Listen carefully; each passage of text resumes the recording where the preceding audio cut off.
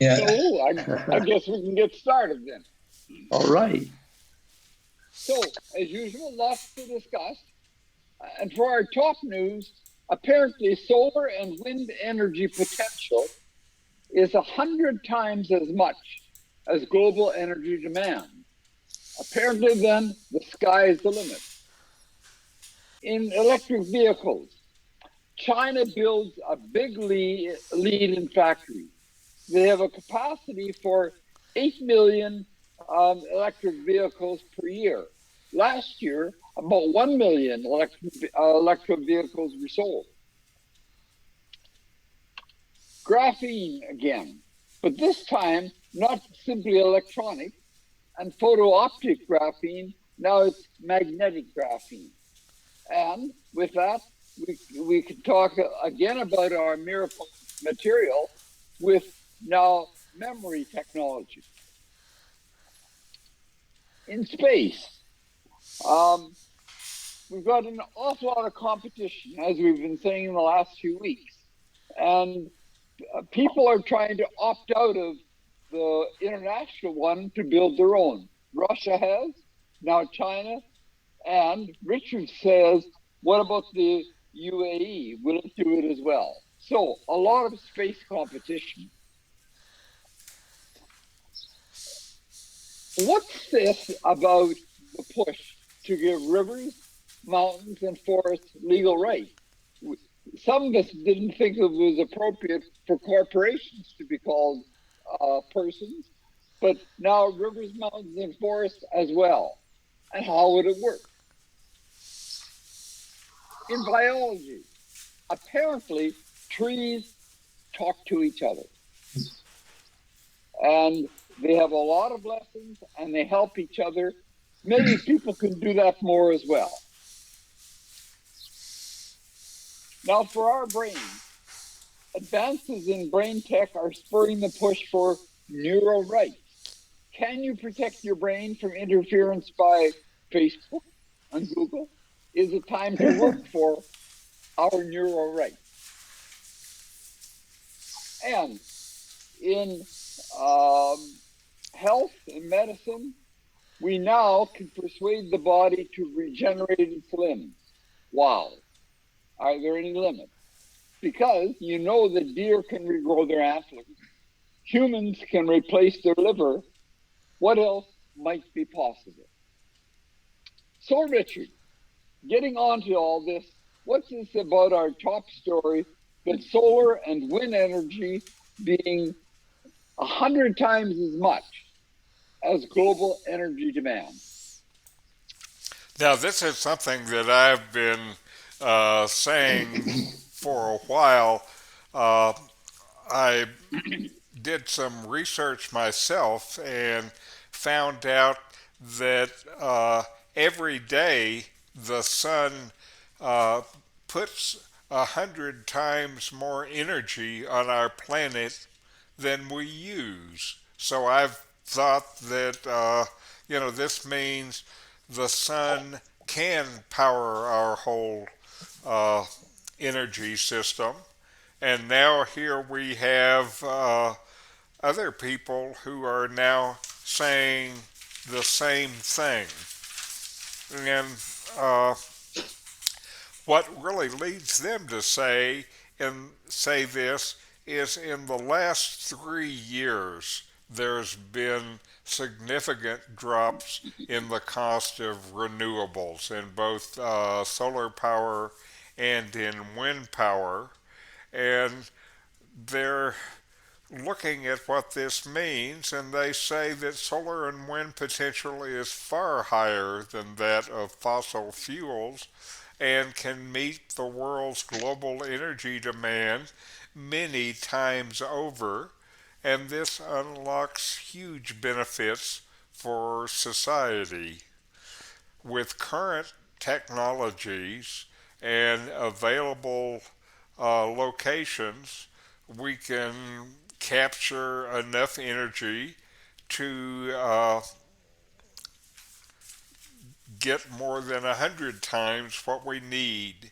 And if we were just trying to get what we need, which of course makes more sense than getting way too much, they have uh, calculated how much land that you would need just for solar panels without counting wind. And the land that we would need for all of these solar panels to give the power for the whole world is 0.3% of the global land area. That's not very much. It Mm. turns out this is less than the current land footprint of our fossil fuel infrastructure. So it is doable and it's not going to take up too much space. And now the technical and economic barriers have been crossed in the last 3 years. And now the only impediment to change is political. We have to have the will to do it. At the current growth rate of solar and wind power, which is 15 to 20% a year, which is actually a real high growth rate, and they're saying fossil fuels will be pushed out of the electricity system by the mid 2030s, so 15 years, and out of total energy supply by 2050. And the use of renewables also ends up meaning both cheaper energy and more local jobs. And the biggest beneficiaries probably will be these poor third world countries because they have the largest ratio of solar and wind power to energy demand. And this is going to unlock huge benefits all over the planet. Now, what is not counted in this article are the health benefits of converting from fossil fuel to renewables, and the health benefits are substantial and likely will reduce the cost of the world's health system by a lot. I don't have a number, but it's going to be a lot. Anyway, so we have a future to look forward to, and the future is going to be powered by renewables, clearly, and no more fossil fuels. So, yay! Hooray.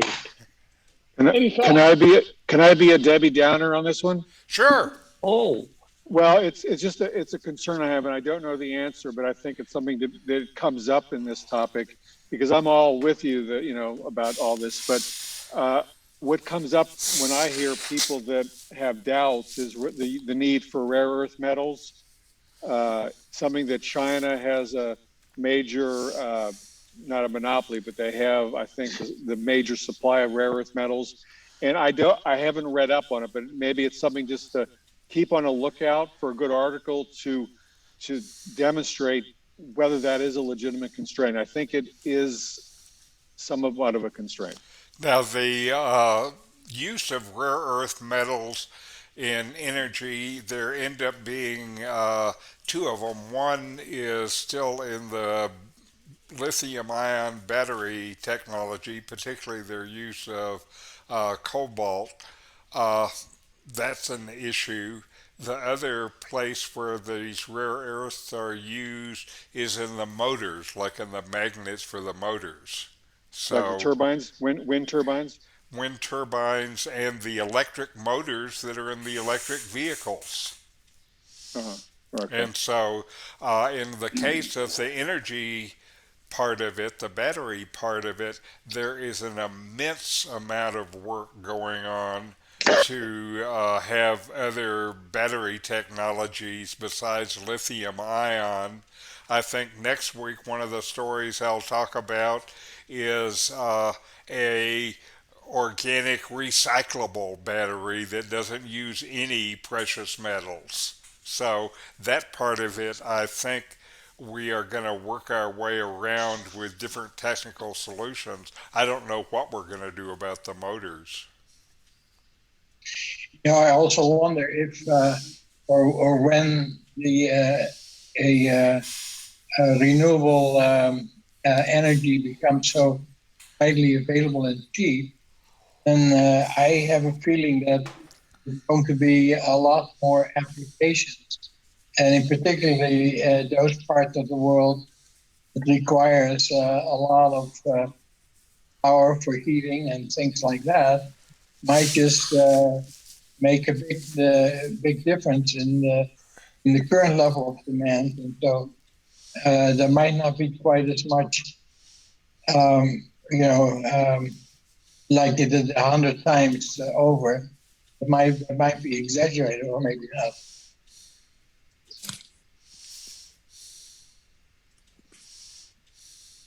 That's I, Any other thoughts?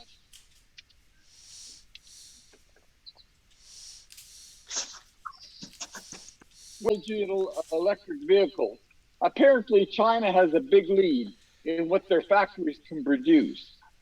Apparently, with a capacity for 8 million electric vehicles per year, last year, far fewer than that were sold. So, what's the story on that?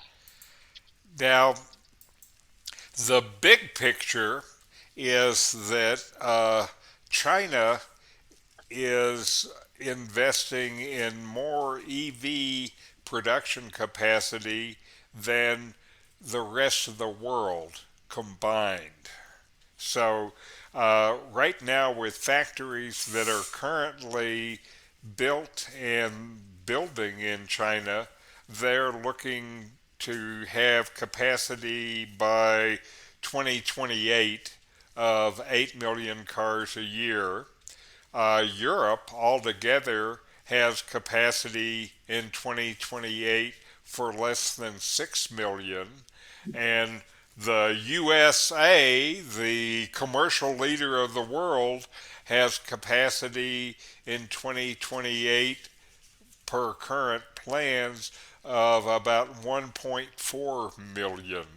So if the world converts to electric vehicles, they have to buy them from somebody who can make them. And China is getting in the position where they can do it. There are a couple of things that are leading this effort in China. One of them is China has already installed 800,000 charging stations. China has installed more EV charging stations than the rest of the world combined. And if you look at it now, the many of the Chinese manufacturers, I would say most of them or all of them, are companies that we haven't heard of. Here's one, Xpeng Motors, which is a Chinese EV startup. They recently opened one large assembly plant in southeast China and are building another one nearby and have plans for a third. Another Chinese car company, NIO, has opened one large factory in central China and is getting prepared to build a second a few miles away. Volvo has started an enormous new EV factory in eastern China, and there's another Chinese company, Evergrande, and this is a Chinese real estate company. They have just built electric car factories in Shanghai and Guangzhou, and they hope to be making as many EVs by 2025 as are made in North America. And so these guys are serious about it. They're investing a ton of money. And to show you how crazy things are, the stock market prices things based on potential. And one of these companies, the Evergrande, has not produced any vehicles yet.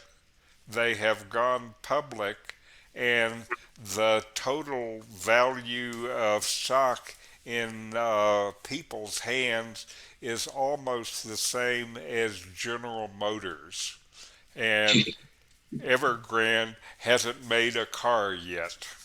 So part of the issue with these Chinese cars are name recognition. Because if you're going to spend 20 or 30 or $40,000 for your new EV, you would like, or at least I would like, to have at least heard of the company that I'm buying it from. And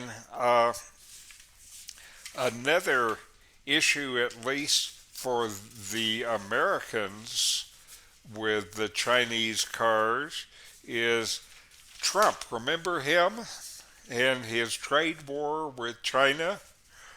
He imposed a 25% tariff on cars imported from China in 2018.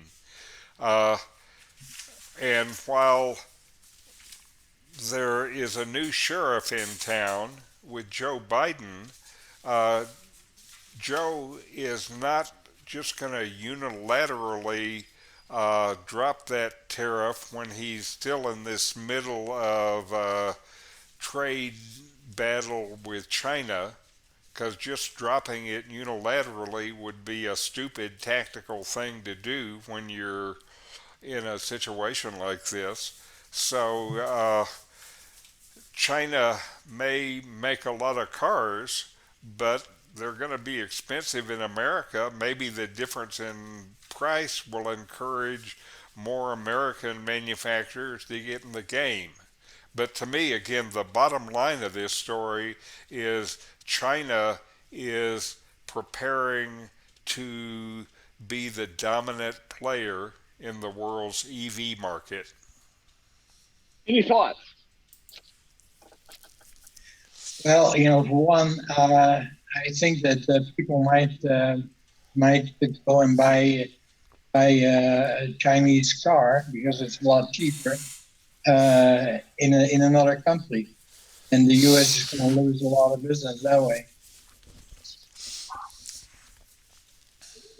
I can see Canada, for instance, dropping all locally produced products for things from China. But China has been producing all sorts of things that we don't know about. And I'm just thinking that my youngest son is a quality engineer, I think you might call it, for a radio product. It's a fairly large company he works for. The brand name that he worked with is called Cobra. It's radios and receivers and things like that. Everything is made in China, and he basically gets a completed product and stress tested, and then approves it. And if they approve it, it's a product. That's going to happen with cars as well. Is anybody like me getting tired of the United States military bigger than all other militaries combined, and in every other category, China has more than every other country combined, or so it sort of feels that way. The U.S. is setting themselves up as the bully of the world.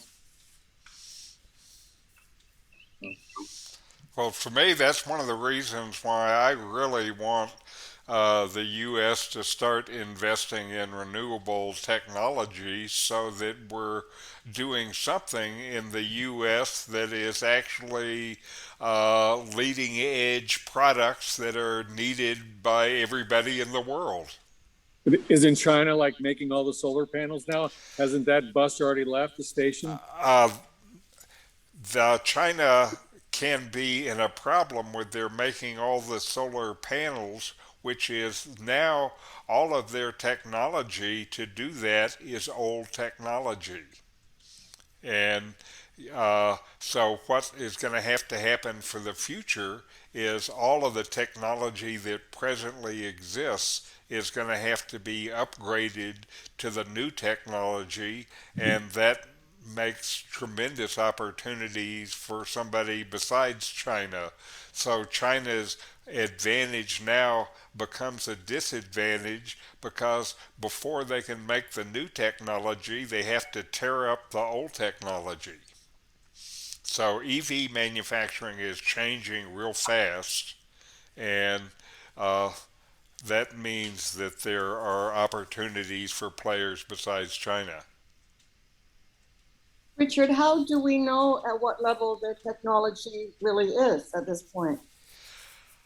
Uh, we know certainly because of the scientific papers and research papers that are published, and there's still Chinese are publishing a lot of papers, so the research is more visible around the world than it was 10 years ago. Are you suggesting the United States has better battery technology, solar panel technology that lead to the United States building more advanced solar panels? The U.S. has the technology that we are busy working on.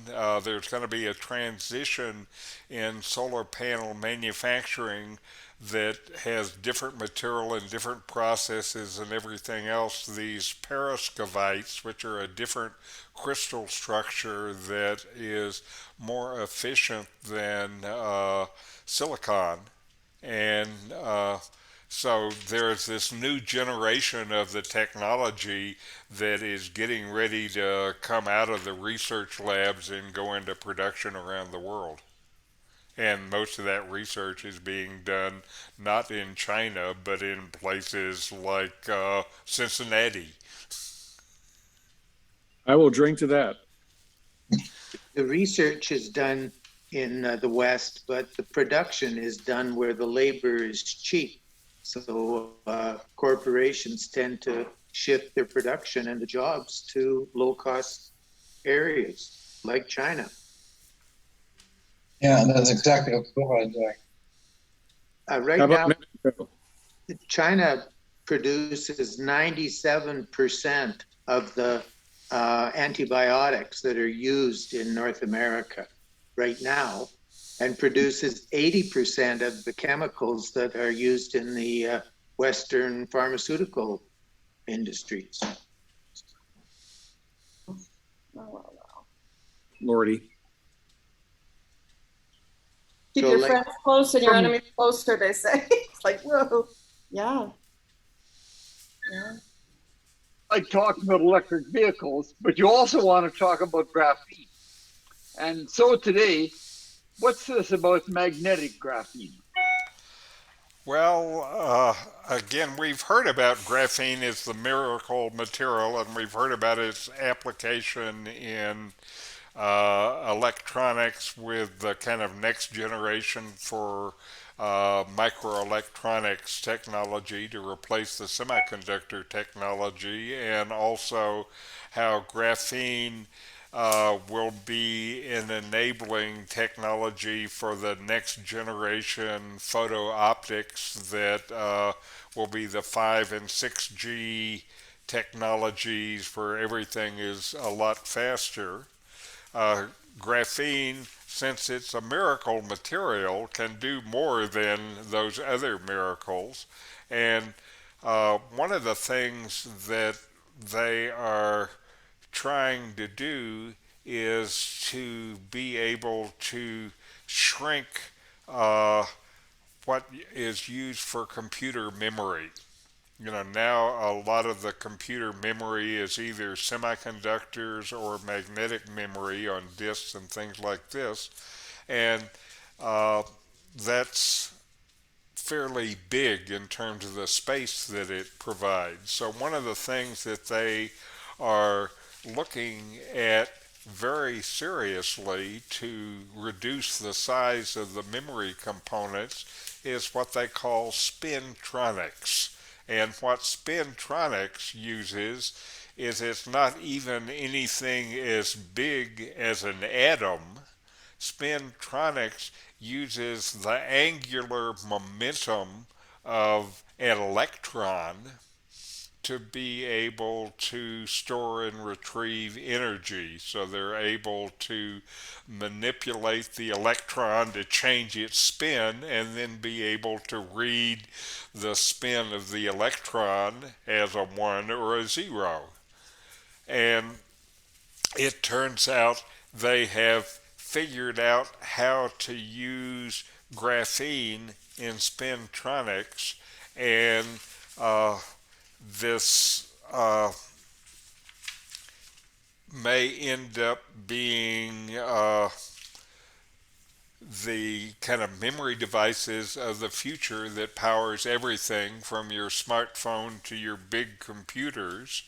And if you remember, a week or two ago, I talked about the graphene pilot production facility that is built now in Europe, and this using graphene for spintronics technology is so promising that it looks like this is already being investigated by the European Graphene Production Pilot Facility.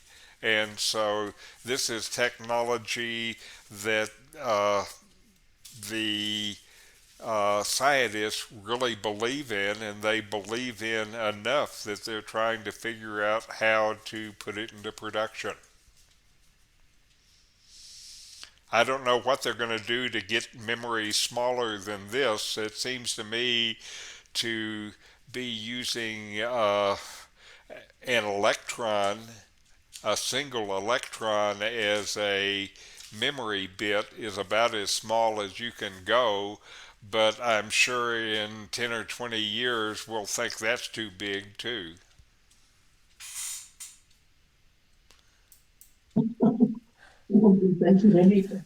Yeah.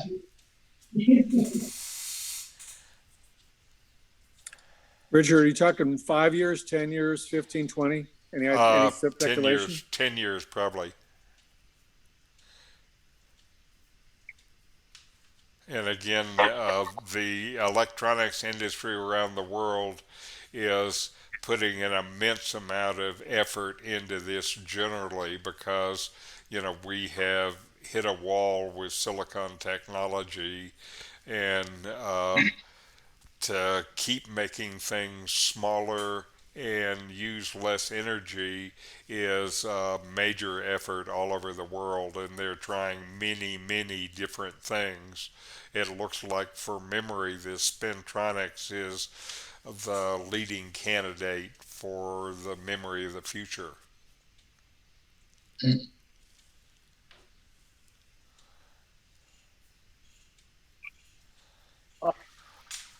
China wanting a new space station independent of everybody else.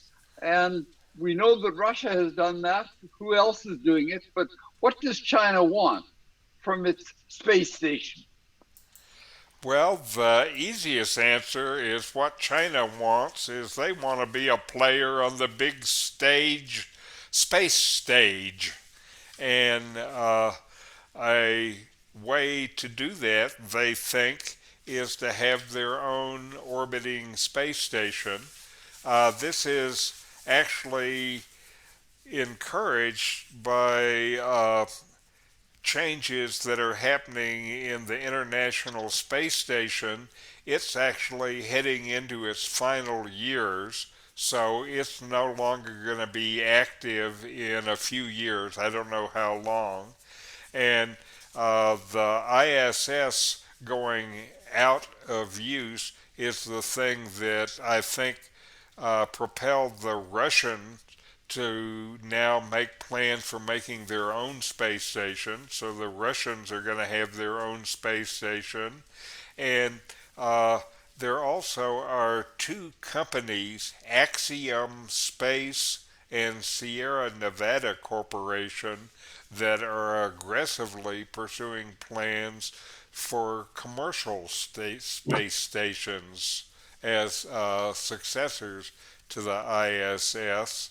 And so now China has made not only its announcement that it is planning to do a space station, its space station will end up going into orbit kind of with three missions that put all the components into space. And the first mission is has already launched this week. So it's not just a plan, it's something that they've actually been working on for more than a decade and is now coming into fruition. And the Chinese space station is going to be smaller than the ISS. The ISS weighs about 420 metric tons. And if you think about it, that's a lot of stuff to put up in orbit. The Chinese station is going to be less than a quarter of that, 80 to 100 tons, which is still a lot of stuff. And the it looks like the true goal of China is one of prestige, to position the Chinese space effort where Chinese is part of an exclusive club of space powers with a permanent outpost in orbit that they can use.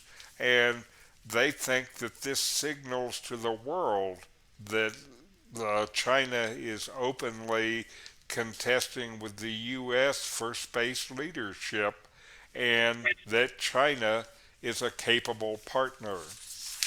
So China is not just trying to make cars, they're trying to compete in space as well.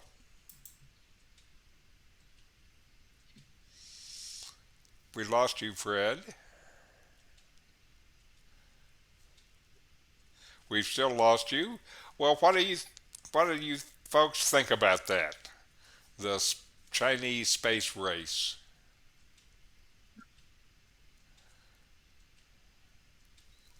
Did we lose I'd every? just say the reason China wants to do this is they do not like to have to act on the group decision of a bunch of other people. They want to make their own decisions. Uh huh. I wonder why they want to be in space in the first place. They want to sell the service to the rest of us. What service? Sure. Access or what? Well, the article talks about all these different experiments that they will contract to do at their space station for the rest of the world, but they'll still be in charge and be calling the shots about who gets access and who doesn't. Can anybody, and I'm oblivious to this, and my instinct is that I'm more concerned about what's going on the surface than going to Mars and space. Can you argue against me about what sorts of experiments? And I'm sure there are many, but can anybody name the sorts of things that they'll be able to do where in zero gravity that where there will be some major benefits? I know there must be things. Yeah, without talking about the experiments, one of the things that will start to open up in, I think, the next decade is mining the asteroid belt for minerals. It turns out there are a lot of mineral-laden rocks, some of which may even have these rare earth elements that you were talking about earlier, Cliff. And space, the asteroid belt, is a great place to mine these things. And one of the reasons it's a great place to mine these things is that it doesn't take much energy to push it from the asteroid into the Earth's orbit and then retrieve those minerals there. So that's one of the major efforts that's going on, and the space station there would be kind of a way station in the mining operation. What kind of we- elements would be cheaper to get from an asteroid in outer space than trying to find more places on the Earth, in the Earth? I don't know. All I know is they're ready to do it. Luxembourg, who we haven't heard much about in the science efforts, Luxembourg has a major effort that is going on to where they want to be a major player in mining the asteroids. Luxembourg is a country about the size of New Jersey. Right. So they don't And have many it is- minerals there. No, that's true. But one of the things about Luxembourg is that it's the richest country per person in the world, Right. and that is because of their tax system. But I sort of doubt if they want to. I can't imagine them, gambling a lot of money. Now, there are also a lot of the research that is going on is biomedical stuff and biology's research because it turns out things grow differently in zero gravity than in the gravity of the Earth. So that's certainly an area where there's a lot of investigation going on. It's also possible that you can use those space stations for repairing satellites. So if Yes, you have a satellite that's dysfunctional or needs repairs, it's a better platform to do those kind of repairs. that's right. You So you can use it as your repair station. And also, I think there's also a DVS thing. They can probably take down adversary satellites as well. That's right. That's why we have a space force. That's right. Richard, Can we change the name from Space Force to something else, please?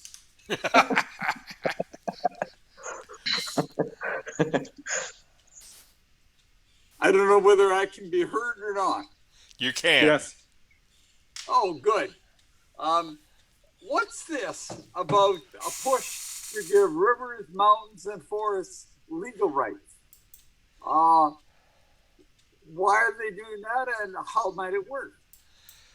Now, this is actually the idea for this first showed up in an article that was written by Christopher Stone in 1972. And the name of the article was Should Trees Have Standing? Meaning legal standing. And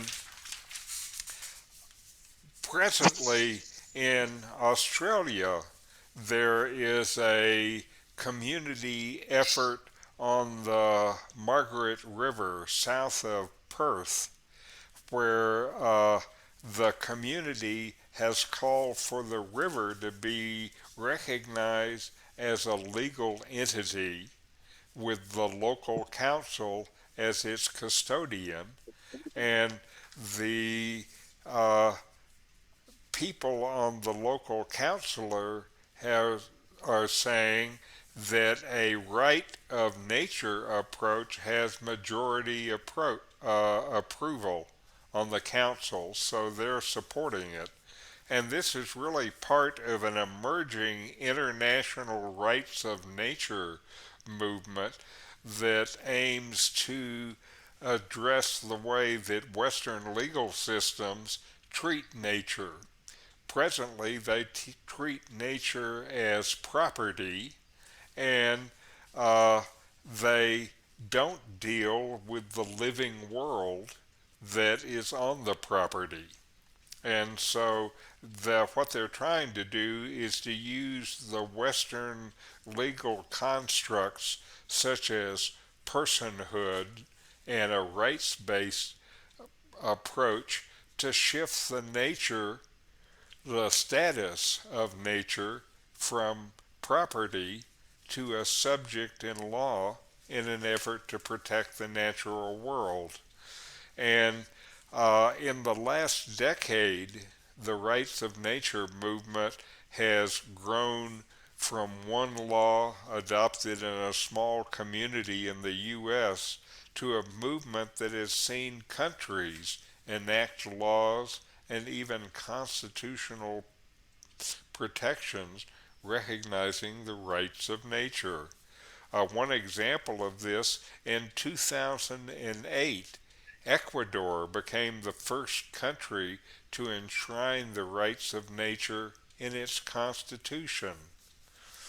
And New Zealand in 2017 granted legal personhood to a forest whose name I can't say, Te Uraweya or something like that. And so, again, what they're trying to do is to find ways to protect nature, to recognize it as something besides just property. And the people who are arguing for this say any system that puts no value on the life around us is wrong. It's as simple as that. So, what they're trying to do is to find a way to be able to use the legal system to protect nature instead of using the legal system, as a way to protect property rights. Any thoughts? I have an idea. I think maybe we can try to incorporate various nature, natural resources in the country, have Bill Gates and or Melinda Gates incorporate them, donate some of their 30 or 40 billion dollars, fund them, and then we can balance out what happened with Citizens United.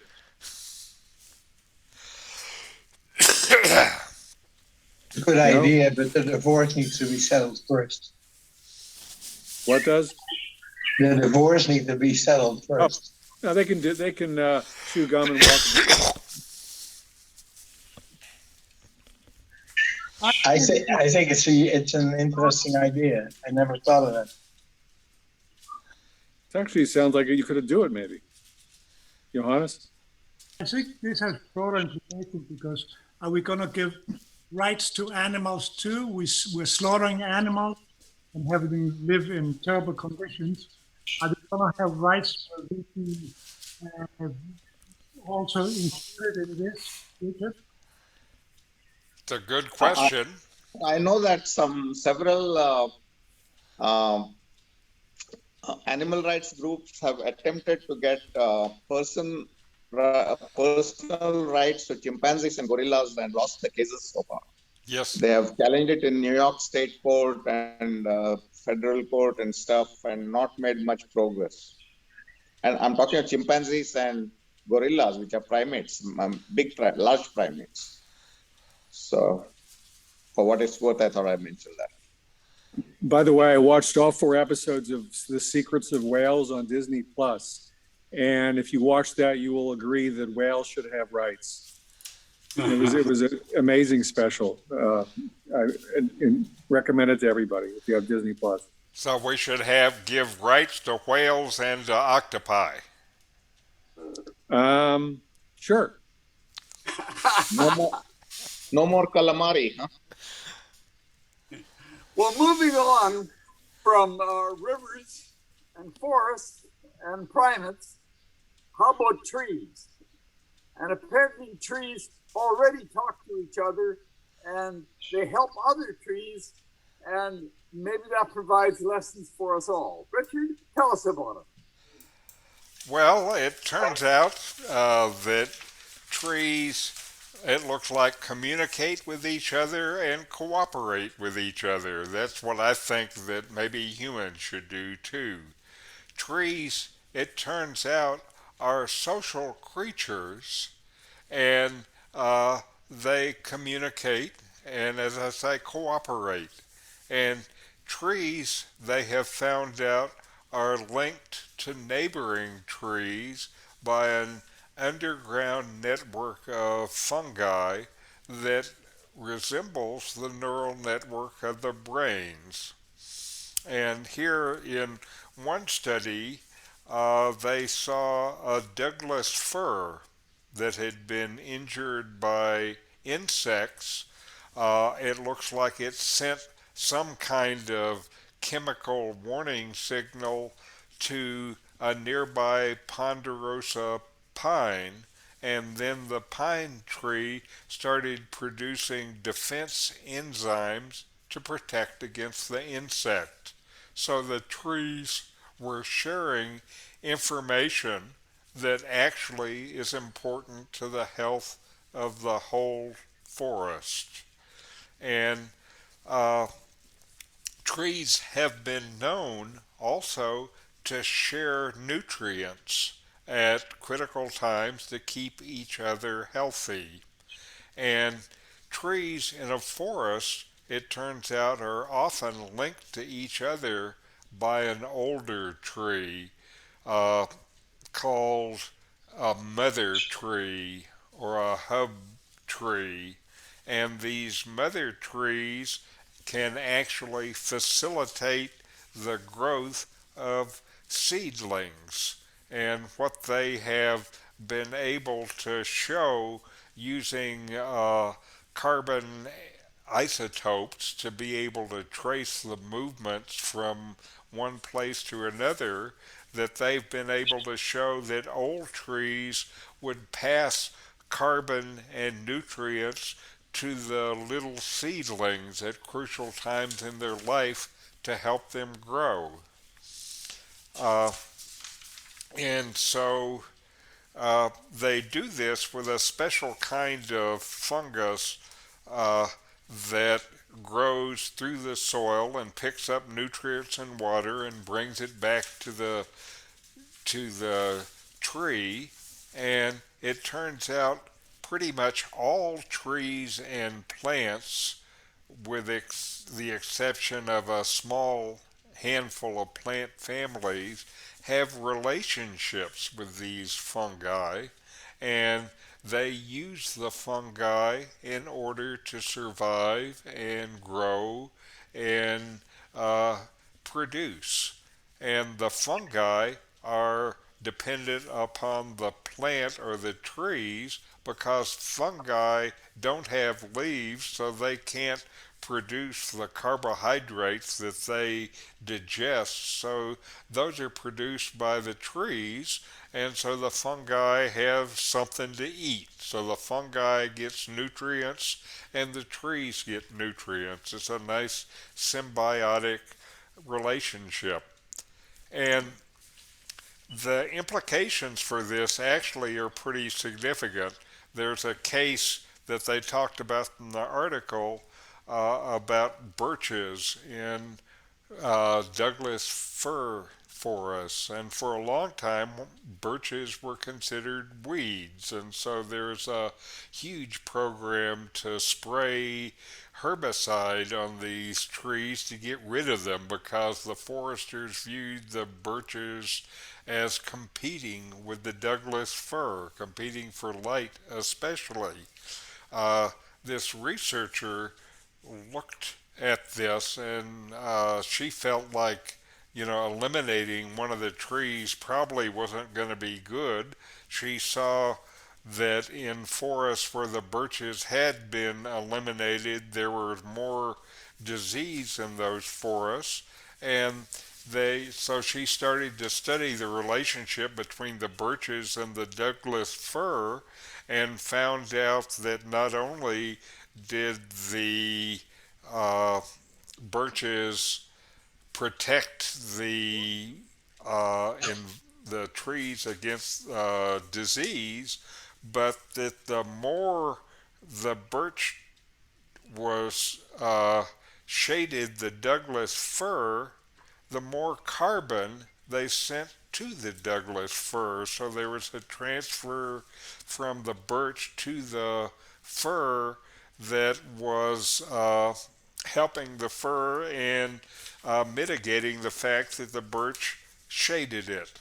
So the trees relating to each other are ways the ecosystem uses to maintain its balance, and this supports in a different way the argument that you start to hear now about the health of the forest, saying that what you really want to do with a forest is make it diverse because they don't know how, but these trees help each other survive and prosper.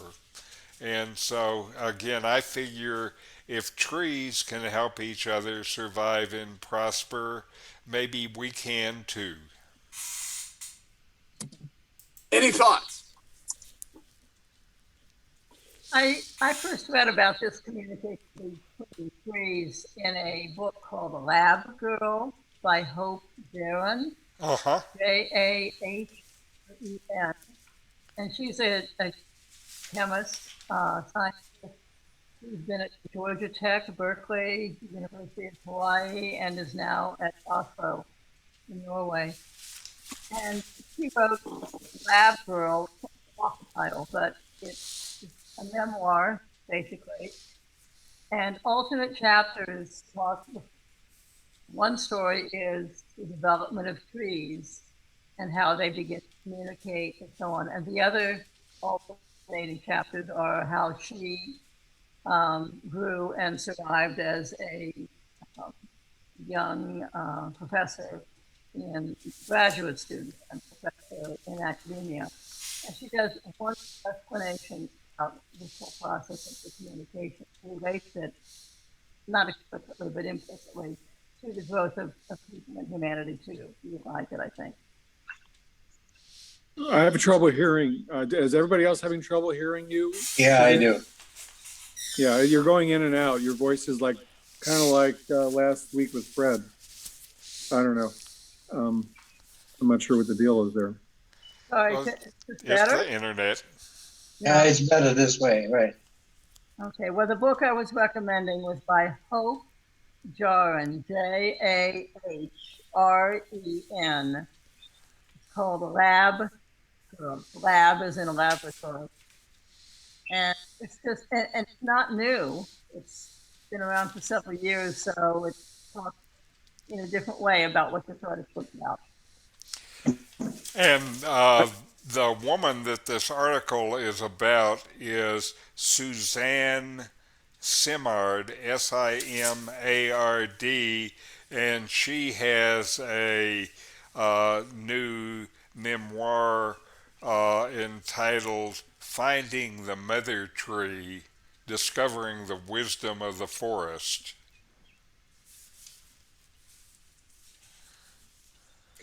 And I'm a little nervous when I hear some of the words being used that we're sort of anthropomorphizing all of this process to me. And if you disagree, fine, but it feels like just a lot of beautiful examples of symbiosis, which is what you said before. And I only mention this because I could just see conservatives throwing out words like libtard when they hear this kind of like sharing and communicating and mother tree. It makes me a little nervous that if we just stick to why isn't this just wonderful examples of symbiosis? Isn't that more to the point? Because I don't think trees are like talking to each other like people. I mean, are they? I just think they're communicating, not exactly the way we do it, but there are various ways of communication. It looks like it's chemical, is what I understand. Yeah. Well, I guess what does the word communicate mean? I guess to me, Sure. communicate involves some sort of sentient existence. I guess it's just semantics. All I'm saying is some people will listen to this conversation on the conservative end. And believe me, I'm all for nature and all for for Mother Nature, all that. But I'm just saying, in this discourse, I think there would be some conservative folks that would probably be more tuned into this whole thing if you make it purely scientific, because I think it is. I don't think there's any, sentient thing going on here. I just think and now, Cliff, we can't hear you. Oh, you can't hear me now? Fred can't hear you. I could hear you. Did you hear what my point was? I was just saying. And I don't know if anybody can hear me because I I can can't hear you, see Fred. anybody else. I can hear everybody. We might move on to the advanced I can hear. technology referring neural rights. What's that about? And can you protect your brain from interference by Facebook and Google? Tell us about that, Richard. Now, about 10 years ago, there was a sci-fi thriller named Inception, and it got lots of people going to watch it, and the audiences were delighted and appalled by the futuristic story of a criminal gang invading people's dreams to steal valuable data. Now, 10 years have passed, and what was in the sci-fi movie is closer to reality. And for example, Chile now is aiming to be the world's first country to legally protect citizens' quote neuro rights with laws that they are trying to pass that provide a constitutional reform blocking technology that seeks to quote increase, diminish, or disturb end quote people's mental integrity without their consent. And they are worried about technology, whether algorithms, bionic implants, or some other gadget that could threaten the essence of humans, their autonomy, their freedom, and their free will. And their concern is if this technology manages to read your mind even before you're aware of what you're thinking, it could write emotions into your brain and life stories that aren't even yours, and that your brain won't be able to distinguish whether these ideas were yours or the product of some other entity communicating with you with your brain computer interface. And the Chile's president proposed in a recent Ibero-American summit, he said, I call on all Ibero-American countries to anticipate the future and to adequately protect now not just our citizens' data and information, but also their thoughts, their feelings, their neuronal information, to prevent these from being manipulated by new technologies. And if you look at the science now, some of these technologies already exist. And if you look out 10 years, then you would think there will be a lot of the technologies that are developed and deployed. And I know Facebook is trying to do it, and Elon Musk is trying to do it, and there are many of these efforts that are going on. The main research area where you read about these efforts are what they call BCIs, brain-computer interfaces. And the thing about this affecting the brain is a lot of this is already being applied to animals in the laboratory. So they're experimenting on the animals, and that is giving them the ability to learn about how to affect what people are thinking. And the risk is that without proper safeguards, the technology might be used to alter people's thoughts and employing algorithms via the internet to reprogram their mind's hardwiring to dictate their interests, preferences, or patterns of consumption. Certainly, I can imagine Facebook using the technology and selling it to somebody who's trying to sell something that I use and planting the idea in my mind that I should go buy that one. And uh, the researchers who are working in this area consider neurotechnology a tsunami that humanity will soon have to deal with, and that's why people need to be prepared now. There are, of course, some very good uses for this kind of technology that are already being used. For example, they're using them on patients with Parkinson's or also depression by stimulating the brain with electrodes to alleviate the symptoms. They also are thinking that this may provide them tools to be able to deal with Alzheimer's. And the people who are looking at this side say these will be a beneficial change for the human race. I think it's a change that also has a deep set of risks, and I'm happy that somebody is talking about uh, my neuro rights. I hope they get further than just talking. Any thoughts? Well, I think it happens already in so many levels that it kind of influences. Um, but it's what you're talking about, Richard, is sort of like brainwashing, forced brainwashing. Right? Yes, People have without been you even knowing that you're being brainwashed. people have been manipulating one another since, I'm sure, the beginning. I used to be an advertising copywriter many years ago, and believe me, I was constantly being trained in how to do that. I'm a master practitioner in neurolinguistics programming. Again, you use it in a certain way, you do exactly that.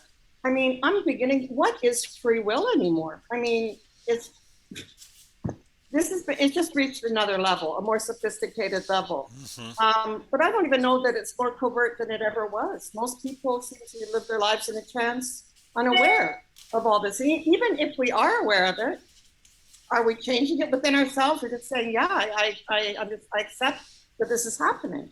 I don't care what our IQ is.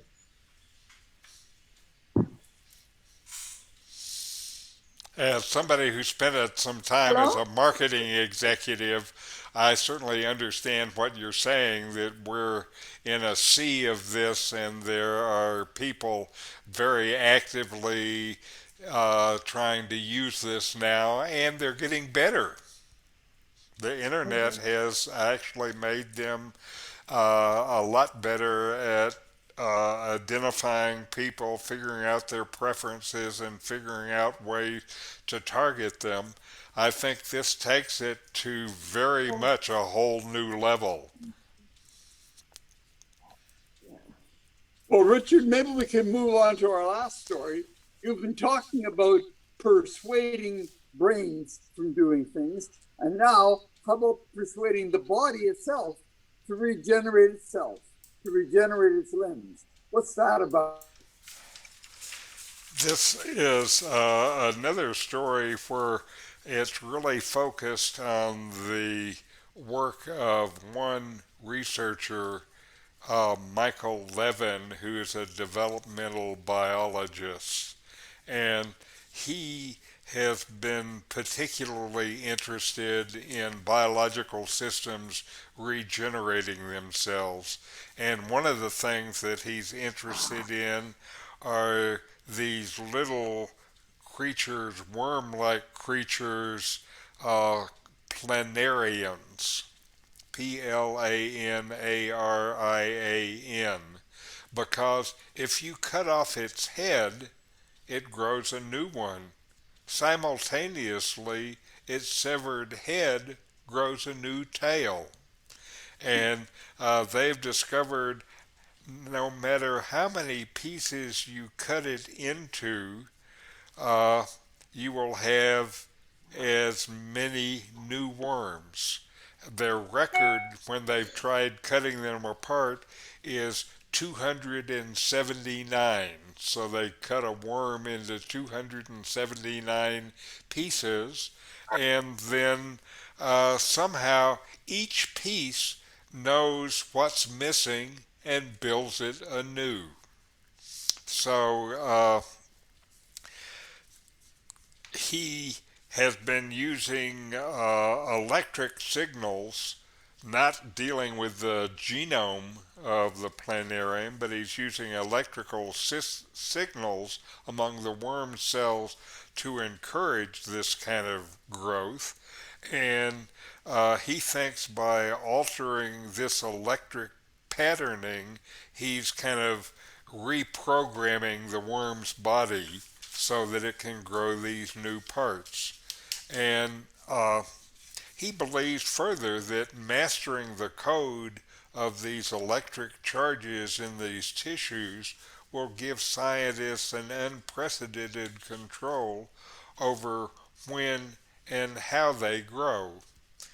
Now, you may not realize this, but human children before the age of about 7 to 11, they're able to regenerate fingertips. So humans can do that. We can regenerate livers.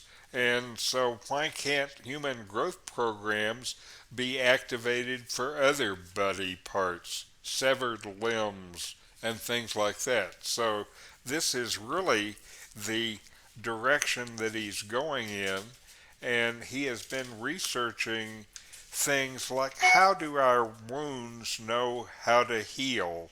How do the tissues of unborn babies differentiate without directions from a brain? Uh, One of the things that they have noted is when a caterpillar becomes a moth, most of his brain liquefies and is rebuilt into the new form.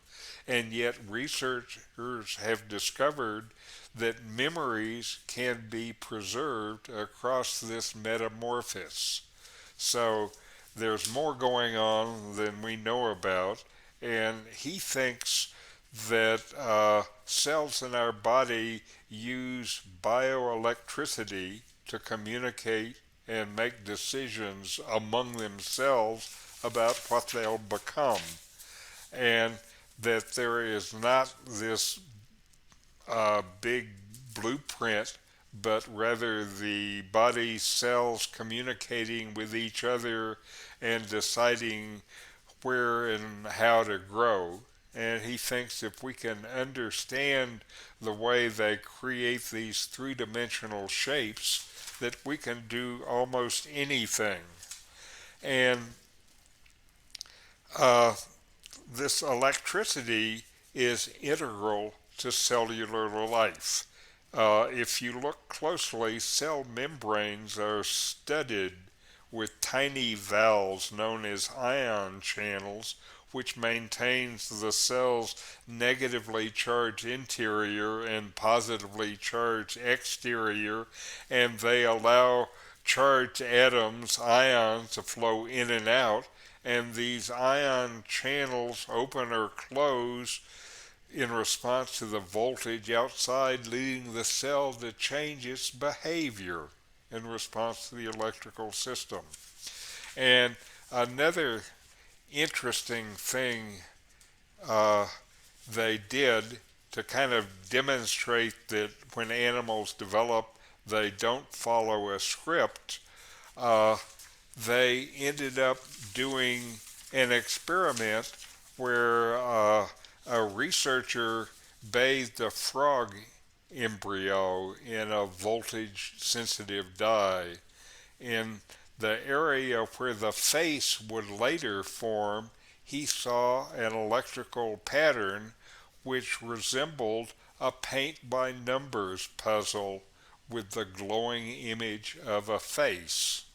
And the researchers suspected if they could create this electric face elsewhere in the body, that it would grow face like things there too. So they induced the cell in what would become an embryo's stomach to build extra ion channels and encourage the electric image of an eye. And then the embryo developed extra eyes in its stomach. And the nervous system then began building optic nerves to connect the new eyes to the brain via the spinal cord. And so something's going on there, and it's not the way that we understand developmental biology. And what they think they will be able to do is they did an experiment with a plastic cuff containing progesterone, which is a hormone that affects the behavior of ion channels, onto a stump where a frog had lost the leg. And they left it on for 24 hours and observed it for the next year. And the frog in that experiment grew paddle-like limbs, and in a few months then toes started to appear, and they think these kind of ideas eventually they're going to be able to use on humans. So if you lost an arm, they will put this thing in there, and then you will start to grow your new arm out. What they think they really need to do is speed up the process, because if it takes 10 years for your arm to grow, that's not going to be a user-friendly process. And it turns out if you talk to developmental biologists now, none of them express any doubt that we're someday going to be able to regrow human limbs. And this work is essentially the preliminary work that will end up leading to our ability to regenerate things in our body. By the way, if we can grow extra limbs, maybe we can grow extra organs too. Need an extra heart? Maybe we can get you one. Any thoughts? Yeah, just a couple of comments. Sharks develop new teeth every time they lose an old tooth. When a tooth wears out or breaks off, they get, and that's into perpetuity. They keep getting new dentures naturally growing, and so nature already is doing that to some extent. Yes. And in humans, the stem cell technology, especially embryonic stem cells, has a lot of potential. All the Western society is very skittish about using embryonic stem cells, but the already stem cell injections for restoring joints and all that is already happening to some degree. It's very preliminary stages, but I think it's going to involve embryonic stem cells most likely. And I think that's where society is very skittish about using embryonic stem cells. And what he's determining there is part of the mechanisms where the stem cells use to actually create the structures that become the organs, etc. Correct. Well, Richard, I guess it's time now, but thank you so much. And thanks to everybody for participating. And we'll see you again next week.